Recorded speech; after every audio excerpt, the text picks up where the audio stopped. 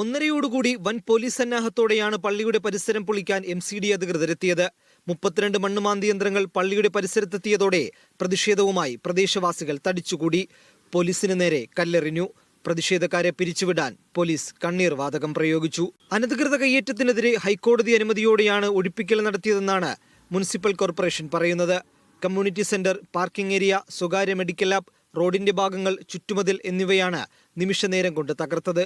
എല്ലാവരും നിയമം പാലിക്കണമെന്നും സുരക്ഷയൊരുക്കുക മാത്രമാണ് ചെയ്തതെന്നും പോലീസ്.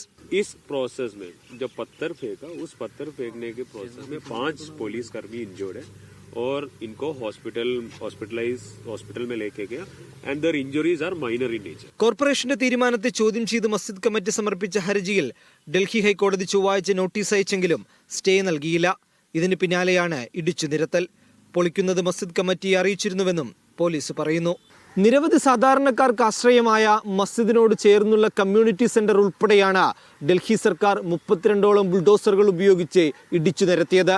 സർക്കാരിന്റെ നടപടിക്കെതിരെ ഹൈക്കോടതിയെ സമീപിക്കാനൊരുങ്ങുകയാണ് മസ്ജിദ് കമ്മിറ്റി.